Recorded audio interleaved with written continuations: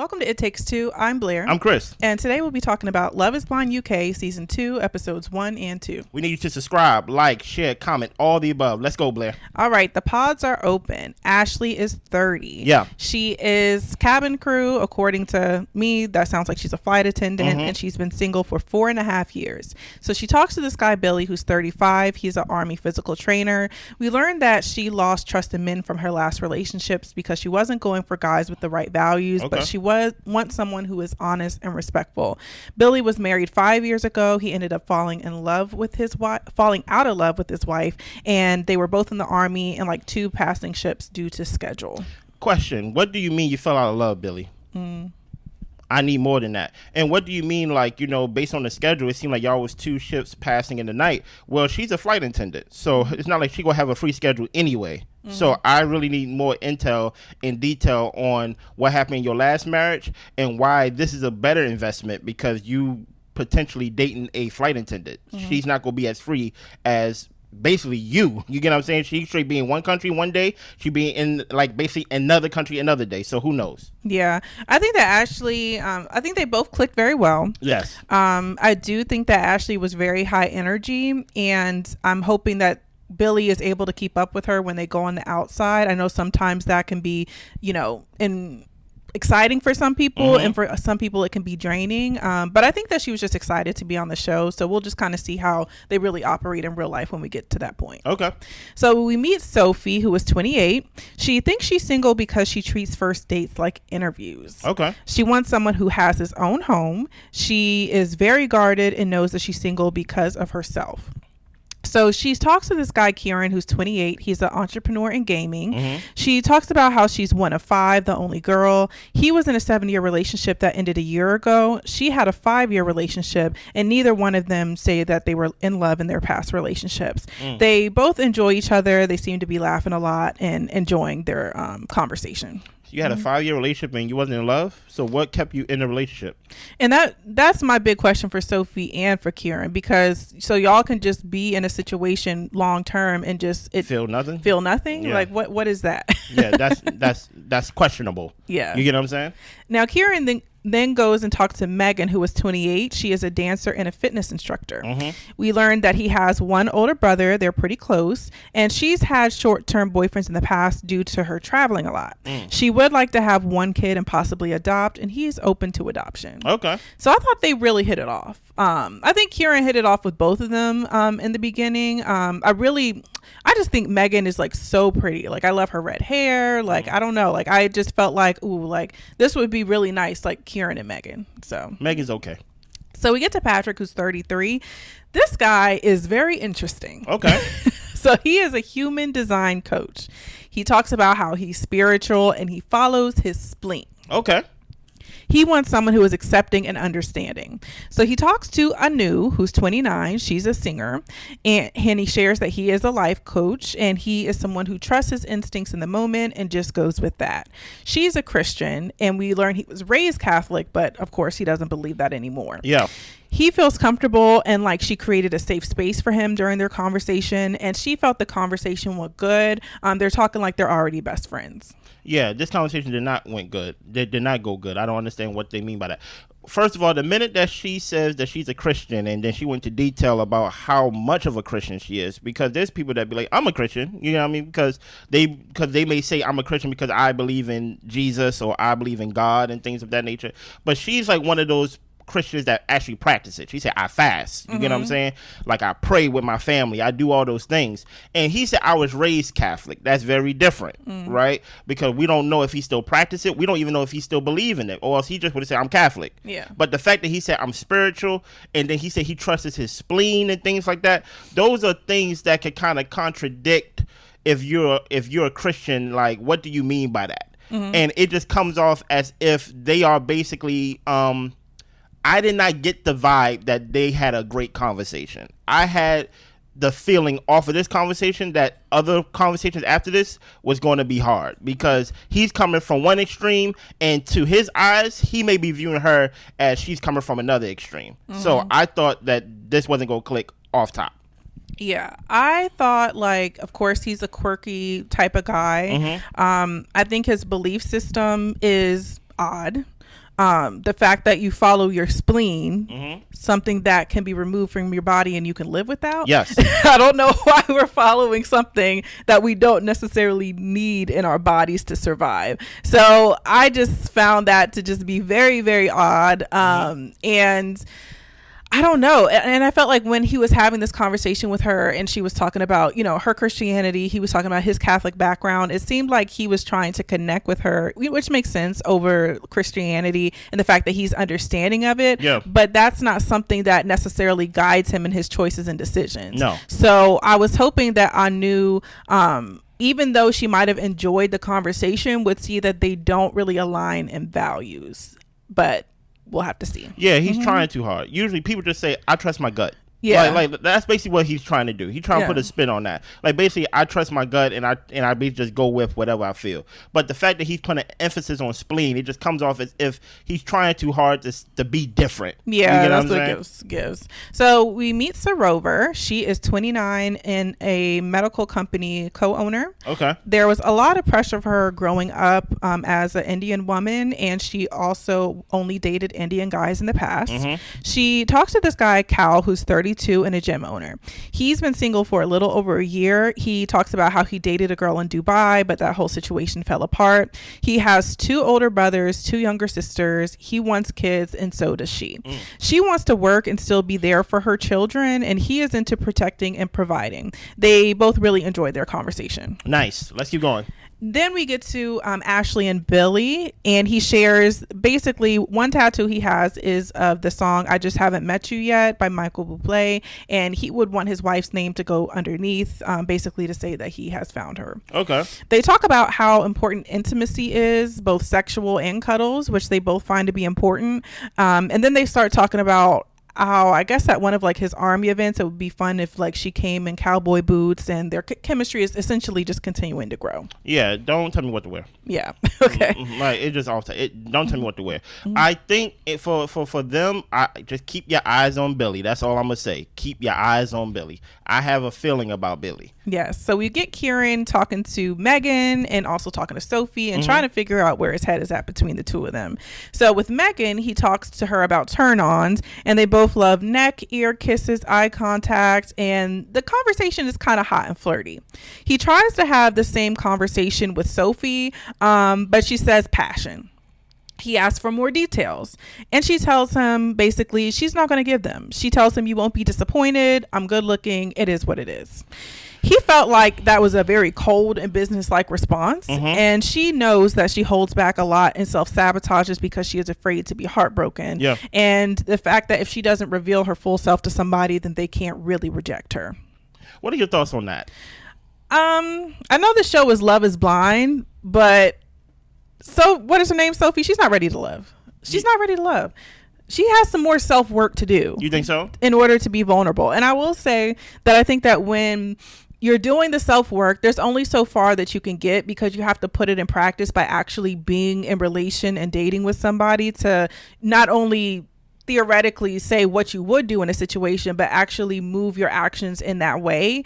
And I think that Sophie has such a wall up, she, of course, to protect herself, but also she's not letting anybody in. And I could understand if certain people have boundaries about what they feel comfortable discussing about, but even that could be communicated so that way someone could understand where you're coming from. But she's not communicating, you know? Yeah, I don't understand, like, I don't know if she understands the whole plot of this. Y'all can't see each other, so y'all talking through a wall, and the only conversation or the only thing you can rely on is conversation. So if you give dead end answers, right, you kind of put yourself in a position to where you cannot advance to the point to where someone wants to pick you, right? Because I'm talking to multiple people a day, so I'm trying to have someone stand out. So if you give me a dead end answer, it'll make it hard for you to stand out or to put you on top of the pile as a real connection. So as she said, she self-sabotages herself, and this is one way of her doing that. Like, I understand that you may see it as this is my answer, passion and things like that, but you have to keep in mind that, these questions that I may be asked he may have asked this to somebody else, the same way as she may ask the question, and it may go to multiple people, and we are comparing answers, right? And if someone is going to detail with their answer, and she's not going to detail with her answer, then she got to understand that you're not going to win anything in this. No. You get what I'm saying? Cal and Sorover are talking about basically how they handle change. Yeah. And she can get a bit stressed when it comes to that. And he's okay with basically pivoting. We learned that his brother was shot in the Marines. He ended up living. And his other brother was in rehab for addiction. And now he's clean, married, and has been sober for 2 years. And he's just proud of how they've been able to navigate and change within situations in their lives. Yeah. So she appreciates him sharing that with her. Nice. And I do like their bonds. Like, I think that the conversation is just easy flowing. They both seem to be very interested in getting to know each other. And I think that the fact that family is very important to the both of them is important. Okay. So back with Ashley and Billy, he talks about how his dad is a role model, and he gets a little bit emotional over that because his dad is dealing with some health issues right now. We learned that Ashley's parents split when she was 16, and she felt like she had to be a leader, provider, support her mom and her sister at a very young age. Yeah. She was paying bills, she was paying rent when she was young. She talks about how she's open to changing jobs, but right now her job is good for her. And that's kind of a hang up that Billy has when it comes to her being a flight attendant, and he's not too sure about how that will kind of be moving forward. He has dated a flight attendant before in the past, and it didn't work because of the frequent travel. That's what I said earlier, just a couple segments ago. Now, my question is, should you be open to changing your career for someone that you haven't seen? Not at this point, no. Because my thing is, you could just talk to another person that will be fine with your work schedule. Right. But it seems like she's making so much concessions for this one guy, as if she's putting all her eggs in this one basket. And I'm just like, these are not little small changes in the sense of, hey, I like to wash clothes on Saturdays instead of Wednesdays. Can we do that? Yeah. I like to clean the house on Fridays instead of weekends. Can we do that? We're talking about life changes to where you change careers, to where if it doesn't work out, now you're in another career and things of that nature, of how you support yourself. I feel like she's making so much concessions for this one guy too soon, in my opinion. And that's the thing. Like, I would be okay with her talking about how being a flight attendant isn't her end all be all, if that's really how she felt. Okay. But it isn't coming across that she feels that way. It's coming across that she's willing to do that if her partner isn't okay with that. I think, however, personally, I do think that for, women who are in that career field, you would need to have a partner who's understanding of that. Or if you want to be somebody who is more involved, I guess, in the home life, and, I don't really know how their work schedules are, if they have a lot of off days because of how they have to travel. But I would imagine that if you do want a family, you do want to have a home base, that career path wouldn't be your end all be all. That this would be something that, I'm doing it now because I'm single. It makes me some good money. But when it's time for me to start a family, like, I would be open to different career options. And she's saying that, but it's just not clear as far as what's driving her answer for that. Yeah. So we get to Patrick and Anu. So Patrick's mom is Jamaican. His dad is Nigerian. His dad was strict. Both of his parents were Christian. Anu is Nigerian. Her mom was an immigrant, and she's super successful now. Her kids are successful.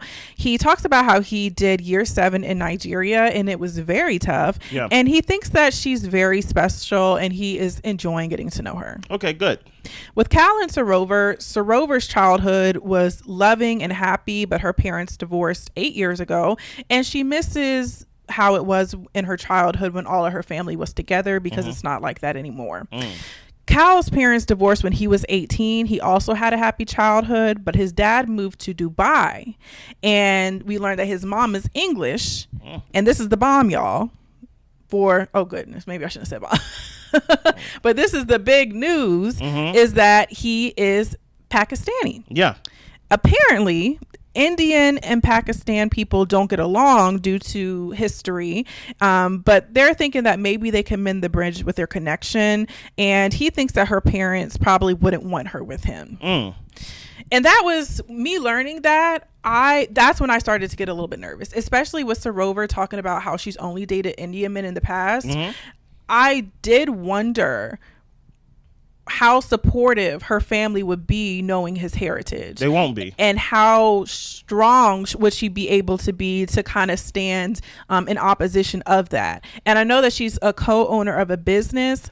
She didn't say whether or not if it was a family business or not, but I would wonder if it was a family business, could that possibly have any type of like career impacts? And I could be reaching in that direction. So that's the part where I was just like, they get along so well. I think that they could be great. But only if she can stand in opposition of her family. You gotta understand, like, we gotta go on both sides of the family. Like with him, with her, the only reason why I say they won't be, because of course we don't know at the moment, is because for one, this is already a stressful situation by itself. You're already dating somebody and engaged to be married to somebody that you never saw. Yeah. You get what I'm saying? So a lot of parents off of that is not going to be supportive, or they going to be hesitant to that. And then on top of that, you get somebody out of everybody you could have talked to. You get what I'm saying? You get someone that is based on the history of the two countries that we don't get along. Now you giving us two hard pills to swallow at once. Yeah. Like, okay, now you're marrying a stranger within 30 days, and then on top of that, off the history, the parents may accept it, but what about the grandparents? What about the cousins? What about the aunties? What about, like, it's more than just the parents, because the parents gonna die one day. You get what I'm saying? Y'all still gotta live life basically with this tension between you two. So this is a realistic burden that y'all have to actually get over, more than career changes or just preferences within two people dating each other or being married. This is an actual, like, oh, if we actually get married and we have kids, that is potentially a lifetime thing that we are basically with and putting our children with. So they have more things to think about than anybody else in the cast. Right. This is a big hurdle. Yes, and I would have no problem if they just eject in the middle of it. To be honest. So Ashley and Billy have this conversation to where he's telling her he loves their dates, but he has to be honest with her. And this is when we get to episode 2. Okay, let's get to episode 2. He tells her that he dated a flight attendant before, and with the work shifts that she had to do, their relationship just fizzled out. Yeah. Ashley says that they have a lot in common. She gets butterflies with him, and she feels like she has a future with him. She's saying that there's a potential that she could do some groundwork, which would just be like 9 to 5 type of work. And she talks about how she wants a family. He does as well. Now he's possibly thinking that things could work, and she is his strongest connection. Actually, where's your standards? Get up off the ground. So he tells you in his past that he dated a flight attendant, right? And it fizzled out because of the work schedule, right? Then all of a sudden, your response to that is not to defend your career, because and truth be told, you may not love it, but it sounds like you is fine with it. You are fine with it. But not to question him or to challenge him, but to automatically, mind you, you haven't seen him yet, to change and to basically contort yourself in a way to where it's like, you know what? I can make myself acceptable. How about I just do groundwork? I feel like you're doing too much for someone, like, y'all not even engaged yet. If this was a conversation at the point where y'all was engaged going to the wedding, maybe. But Ashley, you are free to talk to other guys. I feel like this was just an opportunity for Ashley to potentially be on the show, to be married, because maybe the desire to be married is more her desire to be, it comes off her desire to be married is more than her wanting to be in a happy marriage, in my opinion. And that's why I don't trust Billy, because Billy's coming with all these things. Well, you know, the love fizzled out. This happened and that happened. Oh yeah, show up with cowboy boots one day. And with her, she's just like, okay. And it just don't come off as real to me. Like, I feel like we haven't seen a real Ashley to like this point. Yeah, and I think that's a really good point that you said, that maybe her desire for marriage is greater than her desire for a happy marriage, because if you contort yourself in such a way to where you don't recognize yourself, that's where resentment starts to grow. And you essentially did it to yourself in order to be with this person when you could have been with somebody else. You know, and maybe she feels like she can't be with anybody else because she came on this show. Maybe this was some type of last ditch effort or a way to meet somebody, like she said, because she doesn't meet a lot of people with her career, or, you know, can't maintain relationships in that way. So maybe she feels like she has to contort herself, but it's only gonna like bite her, in the behind later on, and it'll be nobody's fault but herself. He's just telling her where he's at and what he's thinking about it, and if she truly feels that way, that's great, but it's just not coming across that way. And then on top of that, you got to take in his background. He's an army guy. You know what I mean? He trained army guys and things of that nature. So as human, and this is not a him problem, this is just a human problem right here. If I am somebody and I'm talking to someone that I'm interested in, and I'm telling them this is what I don't like, this is what I don't like, this is what I don't like, and I see that they are changing with everything that I tell them that they don't like, and they are trying to fix it, that's what I'm going to expect in the relationship. Because you change all these other things, so now I get in the habit of demanding something and demanding a change, demanding you to stretch or be flexible. That's why I'm like, you haven't given him anything to this point, something that he needs to basically contort himself into. I feel like if I'm going to contort myself into something, then you need to show yourself to be flexible as well. You get what I'm saying? But we will see. And I will say that Billy, with this whole fizzling out type of love situation, this is two times that he said this. I don't know what that means. So when he was with his ex-wife, that fizzled out because of schedule. When he was with the flight attendant, that love fizzled out because of her schedule.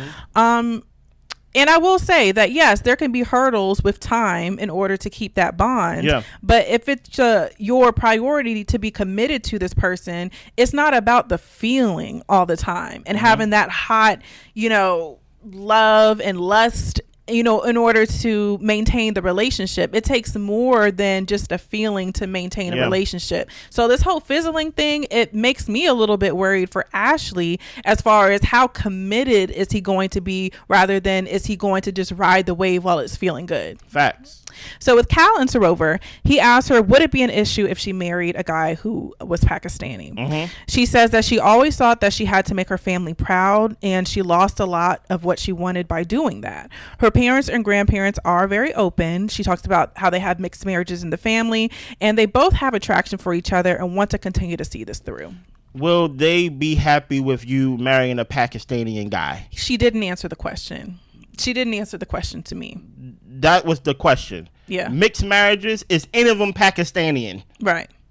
Like that's what I mean when I say, like, I would just repeat the question. Yeah. Because I understand that they may be open, but they may be open to dating other people that's not Indian. Right, like maybe a white guy or a black guy, who knows, or Chinese, who knows, right? But a Pakistani, that's very different, and that's very specific. Exactly. But let's keep going. So we meet Javin, who is 28, and he's a health coach. He describes himself as a charmer, and he's used to dating multiple women. Javin talks to Letitia, or Katisha, who is 31. She's a nanny and a makeup artist. She's been single for 6 years. She's had people play with her heart, had a traumatic breakup because the guy was unfaithful. She's the oldest of 7. He's the youngest of 5, and they both want kids. Ooh, boy, we going with the oldest and the youngest. Yeah, Javin didn't make a good first impression on me. You don't think so? No. Because it seemed a little bit playboyish, the way that he described himself and how he has no issues with women. So why are you actually here? If you're able to have access to women, is nobody good enough for you? What is that about? Maybe. So that just left me with more questions and kind of a side eye. I'm more concerned about the age. I'm more concerned about where he is in his family and where she is in her family. She's the oldest of 7. Yeah. Right? Meaning that there's an expectation. She's probably the role model. She's probably the one to have an expectation to make sure everything is right. There's probably a burden and a pressure that she puts on herself that maybe other people don't put on her, but maybe she feels like, since I am the oldest, I have to make sure that my life is put together in some type of way. He's the youngest. He have no burden at all. Yeah. You get what I'm saying? I'm the youngest of 3. You get what I'm saying? So no one expects the youngest to be the example for the oldest. You get what I'm saying? Especially since I have an older sister that's 10 years and a brother that's 16 years older than me. So none of them is looking at me as, what is Chris doing? Let's follow after his steps. Right. You get what I'm saying? So I feel like the fact that he is the youngest, you could kind of see in his kind of like in his personality in a way, he's kind of a little free. He kind of moves with no type of like, I don't want to say with no regard, but he kind of moves like, you know what, like it is what it is. Like I don't really have to commit. I have girls here. I'm a playboy if we want to use your words and things like that, and I don't really have to commit to where she's like my next move got to be my best move because people watching me. Yeah, that's why she was like I haven't been in a relationship for this long, and she want to make sure that the next relationship that she's in, that you know what is actually going to work. So I'm interested in these two, and them two specifically. So she talks to Demola, 31. He's a financial analyst. She likes that he's soft-spoken. He talks about how he really doesn't date much, but he doesn't want to settle. He wants to find a true soulmate. Yeah. He's Nigerian. He talks about how he used to live with his grandma. She ended up passing away, and they were very close. And her first impressions of Demola was that he was nice, funny, and goofy. And I just like Demola's vibe better. I like his vibe. Yeah, I liked his vibe better. I like that he just wasn't very showboaty. Yeah. It seemed like he was just really trying to get to know her, and I have to compare it to Javin, to where I feel like in their conversation he was trying to get to know her, but I think he was more interested in the fact of, oh yeah, I'm in this process, I'm doing this thing. Yeah. But I felt like Demola was actually trying to see, could this be my wife, you know? Yeah. There's two character traits or two adjectives that you kind of don't want a woman to describe you as when you first meet her. Number one, nice. Number two, goofy. And my man D got both of them in one sentence. Because your loins don't do nothing for that.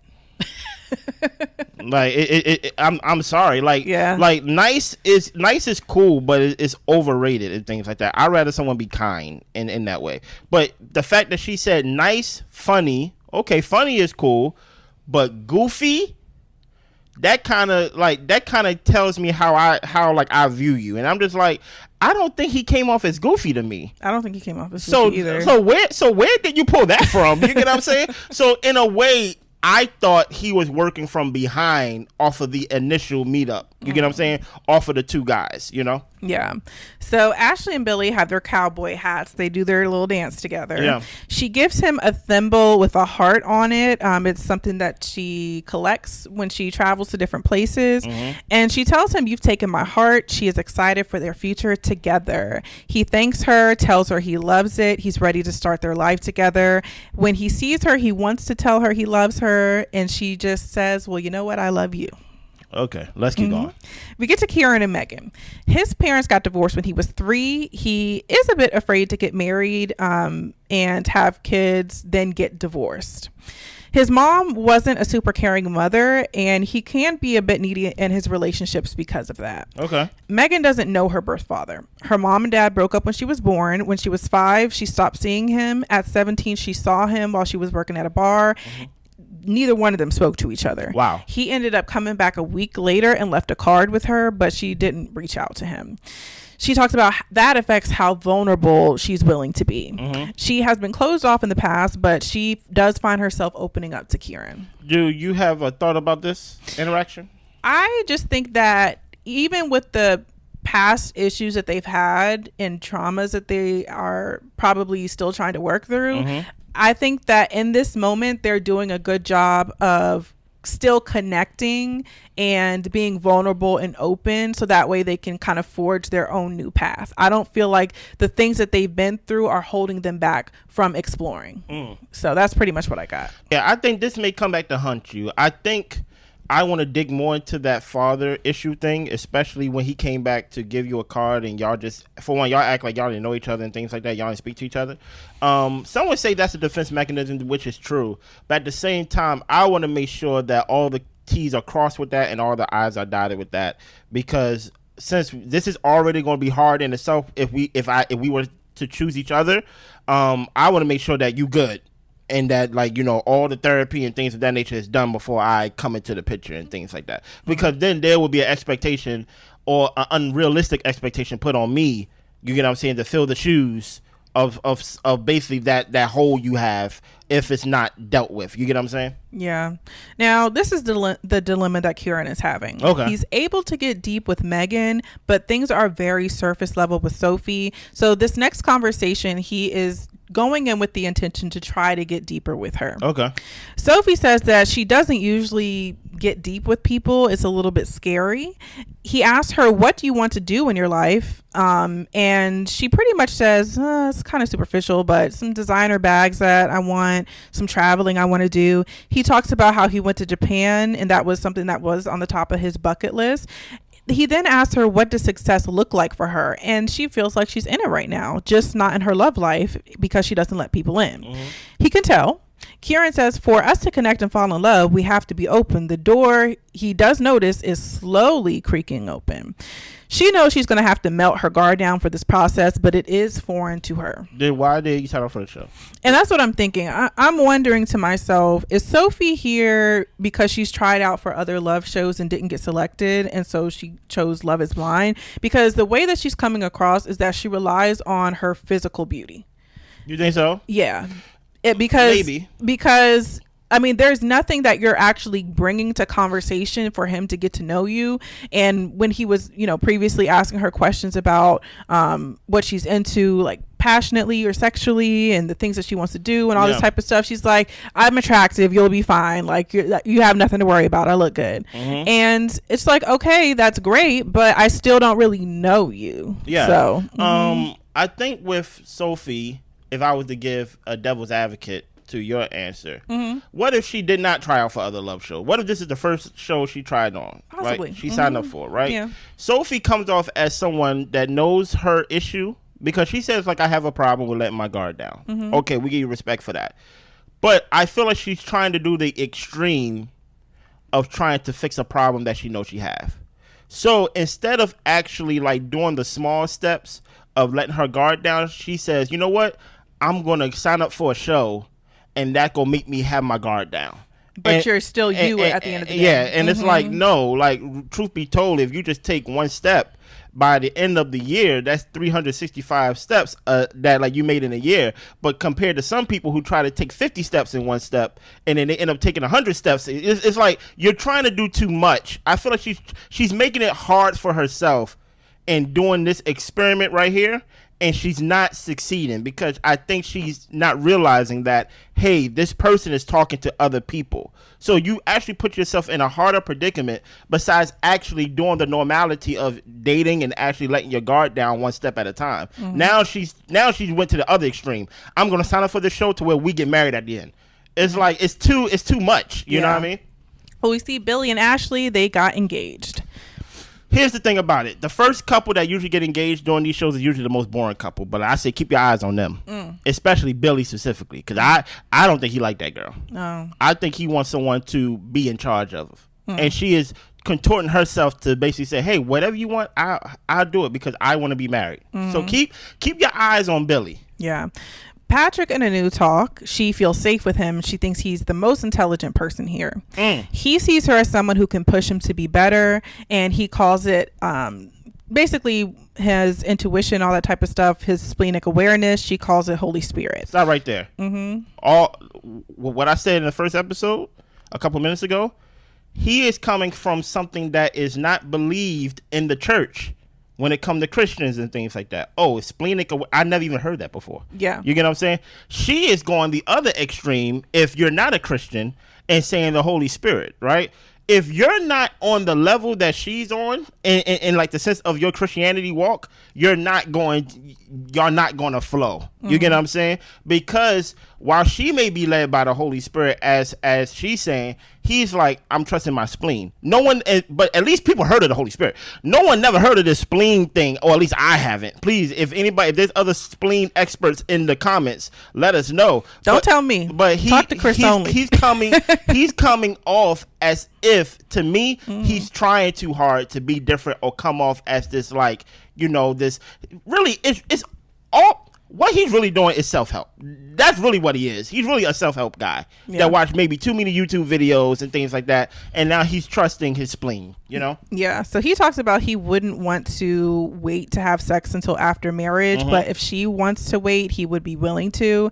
He tells her that it's hard for him to fall in love, and he doesn't take it lightly. She agrees, and they are both each other's number one. I'm just like, they are not aligned. No, they're not. But I do like the fact that he put it out there and say, I don't want to wait, but if you want to wait, I'm cool with that.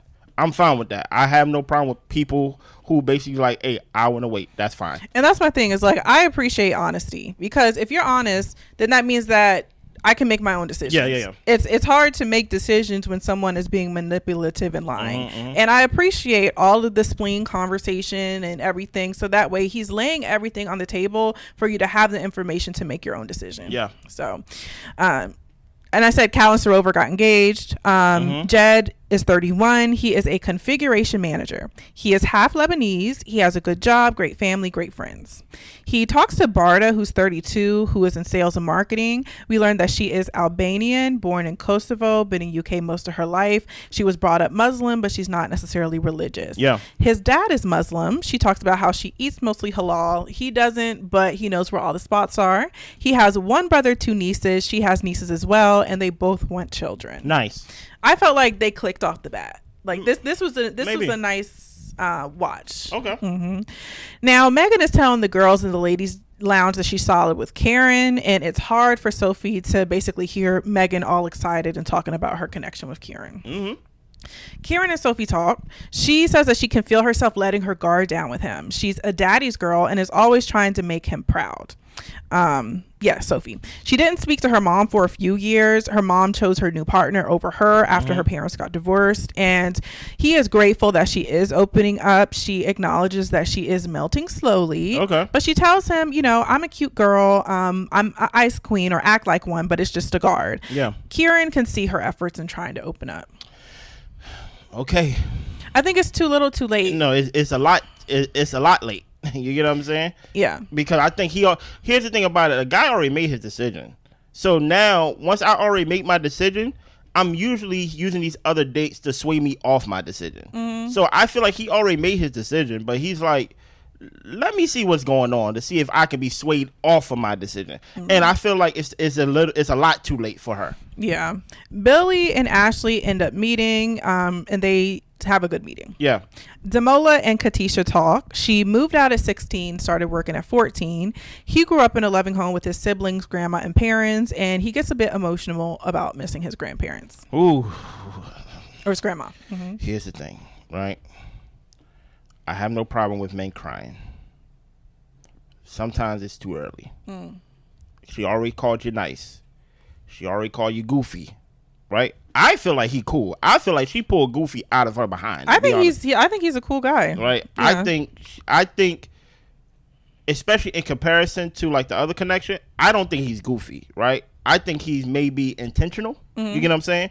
But I think he may be a little too open, in my opinion. I think in some regards he should have some guard up. But I have no problem with him going the way he's going, because if he's committed to the process, and if you are supposed to be marrying this person at the end of this process, then you know what? Go throughout this process with no regrets and just open yourself up. Go ahead and cry about your grandma. Yeah. You know what I'm saying? Yeah. Katisha then has a conversation with Javin. His extended family is in Jamaica, and he makes time to see them. Yeah. Her mom is Jamaican and Spanish, but she really doesn't have a connection with her Jamaican side. He asks her about how important sexual chemistry is in a relationship. She's more about emotional intimacy, and that really leading the pathway to sexual chemistry. Okay. He values them both equally, and he asks her what are her sexual requirements. At this point, she doesn't know, but she's open to exploring. Sex. Yeah. Especially coming off of the conversation that she just had before when the man was crying about his grandmama. Yeah. You know what I'm saying? I can see why y'all can look at him and be like, you know what? He's not really about like, her. He's about being a player. Yeah, like you don't come across serious because to me. when given the opportunity to go in depth about a connection. You're choosing sex, and then you're trying to say that they both on the same level of emotional and sexual. And my thing is, I have no problem with those type of conversations because we're talking to a wall. Right. It just seemed a little too early for me, in my opinion. Yeah, and I will say, I felt like there was opportunity for the conversation to go in a different way. Yeah. But I feel like he was so focused on talking about sex that he didn't try to dig into what emotional intimacy meant to her. And I felt like that was a missed opportunity to get to know her better versus trying to get to know what her body likes. That's true. Yeah. Kieran and Megan have a talk. He gave her this Japanese ornament as a gift, and I guess he sprayed his cologne on it as well. And he tells her he's interested in continuing this journey with her. When she goes back to the ladies' lounge, they are screaming, yelling, excited about it. And Sophie is not feeling being second best. Hey, this is speed dating. Yeah, essentially. You're going to be second to somebody. Let's keep going. That's where we end. Listen, I need you to subscribe, like, share, comment. We already watched episode 3 and 4. That's going to be out later on after we drop this episode. We see y'all. Bye.